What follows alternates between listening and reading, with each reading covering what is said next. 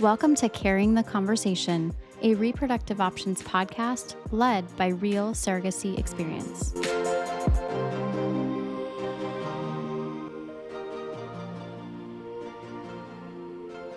Okay, well, I have Brittany with us today, and we are just excited to talk more in this series. This is Carrying the Conversation, a reproductive options podcast led by real surrogacy experience. And this amazing person, Brittany, is joining me, and she is going to talk with us today kind of about her role with outreach and engagement, which is really the first line of education and talking to potential surrogates, but also a person with open communication that can just answer questions or just talk randomly about things related to surrogacy without necessarily educating the potential candidate on coming over with reproductive options. So we created this role with two things in mind.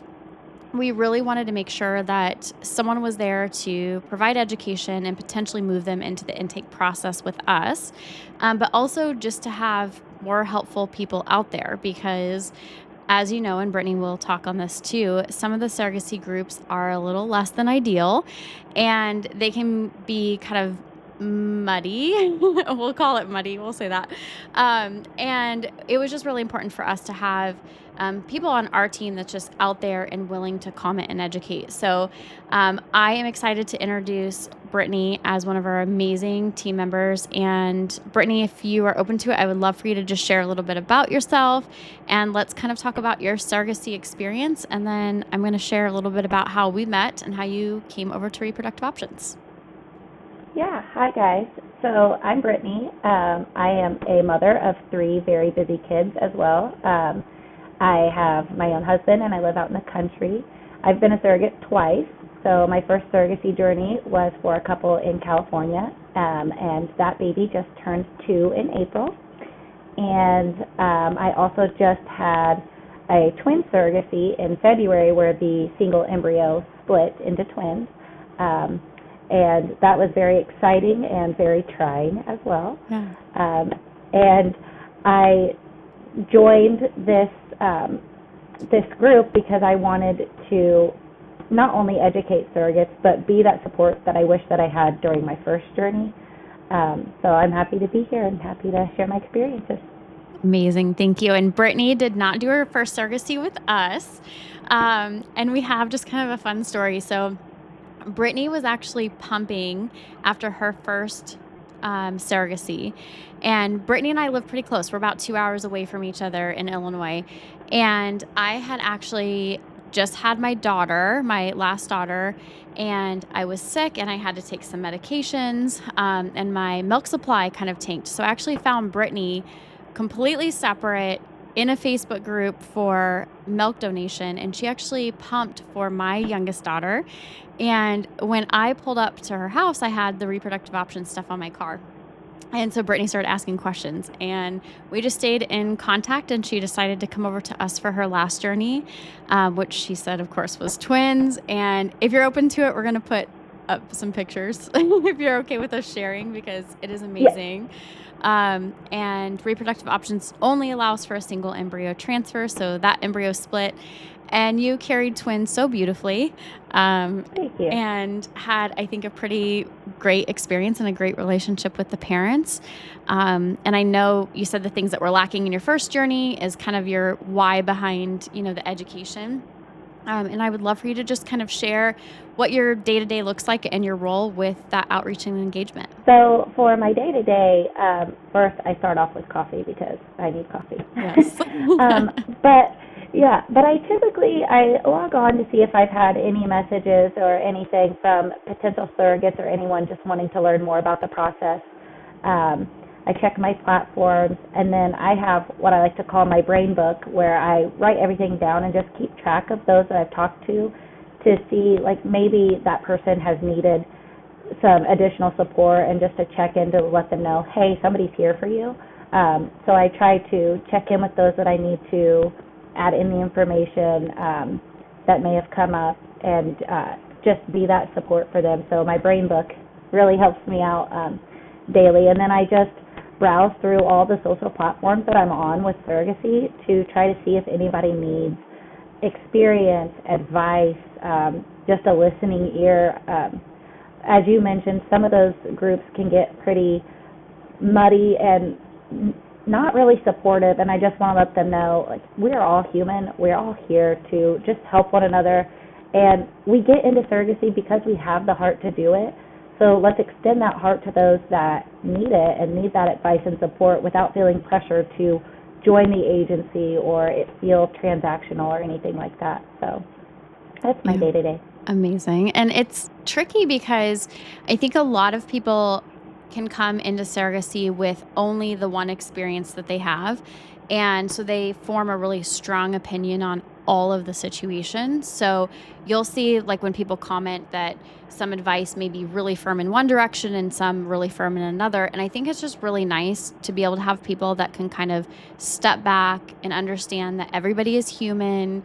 Everybody makes mistakes. Surrogacy is complex. It's emotional. It's difficult sometimes. It's exciting. It's traumatic. Like, it's all of these different things, and not every experience is the same. So it's just really nice to have a variety of opinions without it being so harsh.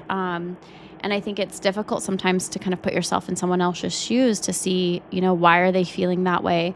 And we see that a lot on the intended parent side too. They'll post things about kind of their expectations and what they're thinking. And it's also really helpful to have other surrogates chime in to say, here's where we're coming from with this. So it's just nice. It's nice to have such a strong community.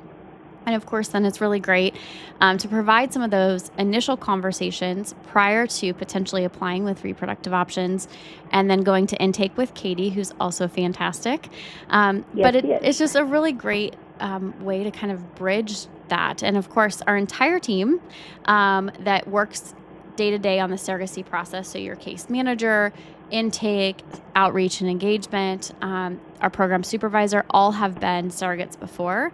And I think that's critical. I think it's important that you know what that feels like and kind of what the ups and downs are. And the reality of it is that very few people have these perfect textbook smooth surrogacy journeys. So it's just really great to have, additional support for that. Yeah. And having been with an agency that wasn't so supportive, it also brings that additional experience in to let them know, like, these are the signs that I wish I had looked out for, or this is the education that I wish that I had before I joined that agency. And I will say I had amazing intended parents from both journeys. But after that experience, I truly was not going to do surrogacy again, just because it felt like I was another transaction for them. They immediately asked me if I was going to do another journey. And if it was going to be with them, and I just told them at this time, no, I'm not doing another journey. It wasn't for me. And then we met, and I learned about who you are and your envisions, and it just inspired me and let me know that, wow, this kind of support is out there, this education. And you never once, even then, and even after the completion of my second journey, it was never, are you going to do this again? I need you to do this again. It was just support. How are you feeling? What can we do for you? Do you need anything? And that inspired me to want a third journey. So, yeah, it's just having that first experience to having this amazing experience. It's just really why I'm doing what I'm doing, to show others that may have had that similar experience there is better out there and you deserve better. Yeah, absolutely. And we have no time limits on, how long you talk to Brittany. So if, you want to hop on a call, you want to send, messages in Facebook or text or whatever that looks like it's just an open conversation. And that's what Brittany's there for. So I think that sets such a better foundation going forward. It just doesn't give you like that ick, that makes sense. Yeah. I think when I actually posted this role, it was like, we don't want that ick feeling. I'm pretty sure that was actually in the job description. So I think it was. But, we want to make sure that women are feeling educated. They're not feeling rushed. They're not overwhelmed. And they really know, what that initial process looks like. And, another thing, too, that is in your role is it helps with some pre-screening questions, So you may find right off the bat that there's not a gray area with a certain candidate, she absolutely would be declined by all clinics and she wouldn't be a good fit, or maybe it's not safe for her, or maybe it's not the right time for her. And it's nice to have another person to bounce those things off of and say, hey, we would love for you to be a surrogate. Your heart's in the right place, but this isn't the right thing for you. It's not the right thing for your family, or it's not the right thing medically. And just kind of look out for what's in the best interest of everyone. Yes, absolutely. What kind of questions do you get kind of initially in your conversations with people? So a lot of people are concerned with the matching process, where they want to match with IPs that want an open relationship, or some have preferred more closed-off relationships and are unsure if they would find a match with those. And I like to let them know, that you take the matching process very seriously and that there's no rush on matching. If that person isn't for you, don't be afraid to say so. Yeah. Let them know they are great candidates, but they're just not who I feel is for me. Because I know with the previous journey that we did together, there was a lot of back and forth, and we finally found the ones that I felt this is meant for me. And then not just the matching, but like with the benefits and everything, a lot of people don't even realize that there are so many benefits that come with being a surrogate, and that they can customize them to have the best potential journey for them and for their family. And you're going to also, again, back to match them with someone that feels that those are appropriate and beneficial to their surrogate, because a stress-free surrogate is going to create the best possible atmosphere for all of those involved. Yeah, absolutely. We see a lot where the benefit package is just kind of take it or leave it, or certain agencies. And I actually find that to be a red flag. I think that's concerning, because what your child care may be is maybe substantially less than someone else's, or vice versa, or mileage needed for travel to their OB office or a delivery hospital, or depending on what that looks like, it can be substantially different, and that plays into the support system too that everyone has. And I just think it's important that you review that and make sure you find the right fit, and don't go with an agency that just tells you this is it and it's the only thing that you can do. And I'm actually quite surprised that agencies are still able to do that. There's other agencies out there that allow you to select your own base fee and your own benefit package, and that's super important. Match calls too.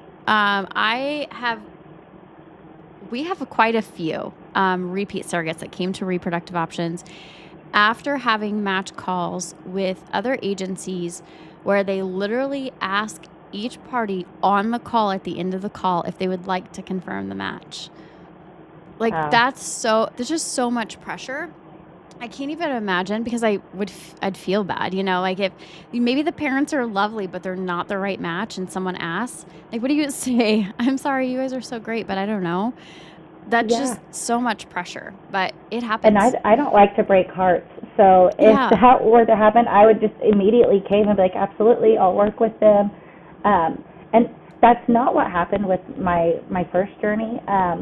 But it was more of like this is what we're going with, this is your set pay, this is your benefits package. And because I didn't live in California, it was financially lower than the California surrogates would have gotten there too. But yeah, it was immediate. Are you going with them? Do you have any questions about them? How do you feel about this? Luckily, they were great, so I would never change them. But yeah, I could not imagine having to make that decision on that call in front of them. That would just break my heart for them too, because how are they going to feel if the surrogate says no? Are they going to feel that something's wrong with them, or that now their hope is all gone? For many, they already feel hopeless. So hearing a no again is just only going to make them feel worse, and I could not imagine doing that to someone. But I would hate to have that pressure on myself also to feel guilty enough to say yes too, right, as well. Or even the other way around. Like, the parents do sometimes choose not to work with a particular surrogate. And not that anything is wrong with that surrogate, but that just wasn't the right connection, and that's also okay. So Yeah. that's discouraging too, and I think that's a great thing for the agency to do is to filter those conversations, and it makes it easier to deliver that news if it's not the right match. If one side wants to match and the other side doesn't, that's tricky, and that's our role to make sure that that's a little bit padded when we deliver that news, and kind of look towards what's next and make sure that we're not discouraged moving forward. Yes, and also having that guidance on that match call, having someone there to help the conversation flow, or maybe they understand that the surrogate has a hard question that she wants to ask, but isn't comfortable asking it. You guys are there and you're asking those questions, and it just makes it feel so much more peaceful and informed in that match call, having someone there to guide you along the way too. So. Yeah, and Liz, our case manager, does our match calls. She's fantastic at them. She just has like this natural presence about her that just makes it really smooth. And I'm actually going to do a separate podcast with her just on match calls. So we had her on for case management, but we're going to talk about match calls too, because a lot of match calls are just really cut and dry. And I'll be honest, they were pretty dry when I did them because I'm not Liz. Like, Liz is amazing at match calls. And it just flows so smoothly. It really takes the awkwardness out of it. She's fantastic. So we're going to talk to her about those as well. But I also want to point out to the pressure that we're seeing from other agencies of this number on the list, and it matches up with this other number on the list with parents. Here's your match, kind of take it or leave it. And they're really setting that tone before the match call that this is your one match. Here's what this looks like. And it's to make sure that the intended parents on that list, or potentially the VIP clients that are paying more money to be at the top of the list, which we're seeing kind of those packages start to develop now where you can pay a substantially higher agency fee to get at the top of that list, or have priority in certain states or with repeat surrogates. And I don't like that. We're a one package agency. Because I think it sets things in the wrong direction for making sure that we're finding the most ideal match on both sides. So that's our goal. And, I think talking about those matching preferences early in your conversation with you is fantastic. I think those are great first questions to ask, because a lot of people are concerned about what the matching process looks like. Yes, and I see so much hate on a surrogate, like, hey, this is a matching point that I desire to have, or a matching point that I don't want, and they get so much hate. And I'm just like, you know what? Those are great matching points, because that's your journey. That's what's going to set you up to make your intended parents have a good journey. And if there are some intended parents that have those same views, and let's find them for you.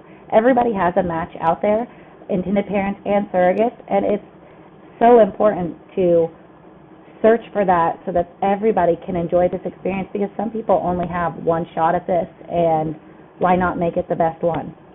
Yeah, and I think that can build resentment in your journey if you don't have, the matching preferences honored and respected. And it goes both ways. Intended parents come in with matching preferences too.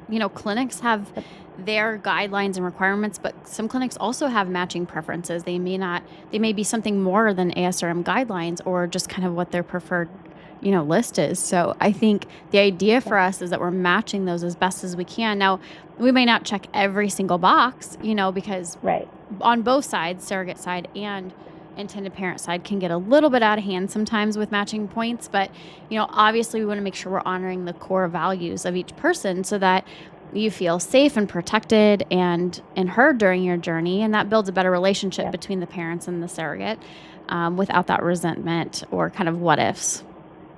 Yep, I agree. Yeah. Any other great questions you get? Really, it's mainly the matching process, and the benefits package is really what concerns most, making sure that they're supported and feel supported and heard. So. Yeah, because I think a lot of people don't want to go through that heavy application process if they know that the key factors aren't going to align. So super important. But we have amazing resources. We have our handbook, which is great. So handbook, guidebook, whichever you want to call it. It's going to get a facelift here really soon. And we will be announcing here in a couple weeks a really exciting project that's going to come out in 2027, which will provide even more education to support that guidebook and support your role.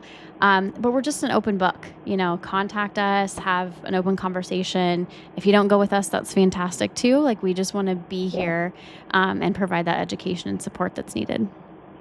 Yeah, I will say I use the guidebook a lot. When somebody wants to understand the process, I do my very best to go through each process, explain why it's important, and why that step is needed. But then I'm like, hey, here is a wonderful guidebook that's pretty much tailored to reproductive options, but it helps you understand a lot of the lingo and acronyms and each step throughout the process, the timeline. And I've even sent it to intended parents. I'm like, this is geared more towards surrogates, but it can help you as well to understand what to expect, what the surrogate's going to go through. So I use that a lot. Love the guidebook. It's great. Yeah, and it's going to be much longer here really soon, and we'll have same resources available on the intended parent side. We just made some wonderful changes to the website, brought someone new on the intended parent side as well to start providing more support, and we're just really looking forward to a lot of those changes for this year, and then of course the new exciting fun project for 2027. So excited. But we want to make sure that everyone's just feeling like they have the emotional support and the education that's needed without like that high pressure. I know that we see on a lot of the Facebook groups, as soon as someone comments, it's, I work for this agency, and it's just constant without like answering questions, in a good way either. And we want to make sure that you're also a right fit for us. Like, we have to, and maybe for the parents, like, everybody has to work together in just this really great way. And we may not be the right agency for you, and you may not be the right surrogate for us as an agency. And it's just about meshing, in the right way possible. But another resource to share as well is we do have our private Facebook group, which is really great because we only allow surrogates in that group that are going through our intake process, or they're currently in a journey, or they've been a surrogate with us before. And we have fantastic repeat surrogates that are done with surrogacy that worked with us, but they stay in the group and they help provide that education and experience. So even though that group is super small, and we keep it that way for a reason, it's just really informative. If you have great questions, you can post them there. And we have a lot of our repeat surrogates that are willing to connect and share their experience as well. I kind of feel like the majority of surrogates are passionate about, what they're doing even after the journey. Maybe they don't get into this field and work as a case manager or in education or intake or whatever that may be. They still move on kind of with their life the way it was before, but they're still passionate about talking to other women. So we do have amazing resources to connect with other surrogates also. Yes, and I also think it's important to know on what you said about, like, our group is small. It's that way, it's designed that way on purpose so that each surrogate gets her individual needs met and feels a more personal connection. We're not overloaded with so many cases by design, because we want them to know you matter, you're important, and you're heard, and we are not overwhelmed by this process at all. So that's exactly. it's a great quality that I admire. So. Yeah, absolutely. And we do fun things in there too. So I just posted our new shirts that I'm wearing. That's super cute. And it has the surrogate. If you can see it, the surrogate on the back, which is my favorite. I love it. With the RO in it for reproductive options. So I just posted that in our group and packaged a bunch of those up this morning as well to send out. So we always do kind of, fun things in there. We talk about our gift boxes. We talk about milestones. We share difficult things, exciting things. And we just have a lot of encouragement in that group. So it's a great group to join. So if you're talking to Brittany early in this process and want to join our group, Brittany will send over the link as well to join our group. We'll welcome you and have conversations there. Obviously, she will send you the guidebook, answer any questions you have. The podcast is a great resource, but we're going to be working on a lot more exciting resources coming soon. But we're just excited to talk to you and super excited to have Brittany on today. Brittany, I'd like to kind of close with one other thing. So, you talked about your first experience, but I'd love to hear what was there for you when you started exploring surrogacy. Like, did you join Facebook groups?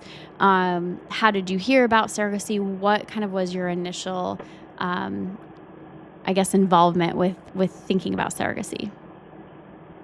So honestly, I did not join any Facebook groups or anything like that. I came into surrogacy very uneducated. I worked with someone whose wife had been a surrogate and was becoming a midwife, and I felt very passionate about, I could do that. I had great pregnancies. Why not be able to do that? I have a strong mindset. But I learned very quickly throughout my journey with the lack of support. I've always decided to take the hard road, I guess. I learned on my own that surrogacy is so much more than just being able to carry a healthy pregnancy. You do have to have a strong mindset. You really should be educated. Not every agency is going to be the best agency for you. So you need to know those red flags. Even in an independent route, you need to know those signs and those scams, and just make sure that no matter which path you choose to becoming a surrogate, it's the right one for you, and you're going into it educated and informed. Because I didn't have that my first journey, and I learned a lot, and I knew that if I was ever going to do another surrogacy journey, which I didn't think that I would, it was going to be with somebody that matched my values. I'm a very empathetic person. I really put myself into the intended parent's shoes and want them to feel so close to this pregnancy as if it were their own. And unfortunately, because they can't have that on their own, I really try to be as supportive and empathetic to them as I can. And so I wanted my agency to feel the same way. So going into this position, I felt very strongly about being that education without pressure, making sure that they knew you don't have to choose us, but please be informed of what you need moving forward. And not everybody is the same. Your needs are not going to be the same needs as the other person. This agency may be great for them, but it's just not for you, and that's okay too. Just go into it informed and knowing what you need for yourself for this journey, because being supported, being heard, and having someone, anyone, to advocate for you is truly important, as well as, the communication. If you find that you're not a great communicator, I truly hope you're with an agency that is for you, so that everybody just has an overall very good experience with surrogacy. So yeah, I didn't join the groups then, but I am now. So Yeah, and that's the thing is, like, you don't know what you don't know at the time, if that makes sense. So yes, we don't know what's out there for education and resources or how things are supposed to be. So we just hope that we can put more information out there. And then just as a community and as a whole, like, if we know better and we do better, then hopefully we're weeding out, agencies or agents, I like to call them, that kind of just like pop up randomly here and there, to yes, essentially make a quick buck, that we're getting rid of those. Like, hopefully surrogates start making the shift to agencies that are doing the right thing, and they're and truly supportive, so that we can clean up the field, really. And it's tough because you only really hear about the terrible things that can happen and can yeah. go wrong. And when they come out in the news, then surrogacy is just so awful and it's the worst thing ever. But there's really good things out there. And surrogacy can be an amazing thing if you have the right people with you. Yes, and choosing an agency not just because of what they offer, but because of who they are, is so important. Going independent, making sure you're choosing the correct, the right parents that feel right for you, that's important too. It's just whatever path you choose, make sure that it's for the right reasons, for you, and that you feel supported, whether that's support from an agency, support from friends and family. But don't just go with an agency if you're going that route just because of, here's this big price tag, because I can promise you that's not going to be always the best experience for you, and it can end up being more stressful, more heartbreaking for everyone. And then on the side of the kind of having a relationship with an agency, that's super important as well, because like me, there were so many things I was uneducated in that I didn't realize that I needed to be educated in. So feeling comfortable enough to open up to someone and ask those questions and not feel like it's just a silly question or you're asking too many questions. Like, I am an open book. I will help you with whatever you need, where I best can. And I'm also not afraid to say, hey, I may not know that answer, but let me ask someone that can better guide you. Because there's going to be things, no matter how much research you do, that unless you're talking to someone with firsthand experience in that, you're not going to understand that you didn't even know that to begin with. So Exactly right. Yeah, and this is such a personal experience, so you need to be comfortable with everybody you're working with, from first hands with you, intake with Katie, your case managers. You need to be able to just have that close relationship that you can share things that are going on. And it helps being proactive, to be able to resolve issues if they come up or have those hard conversations if you're not able to. yeah, Yeah. So, well, I appreciate your time. So grateful to have you on. yeah, thank you. And like I said, we're an open book. We have lots of resources. Reach out to us. We'll get you connected. And again, appreciate your time. Thank you.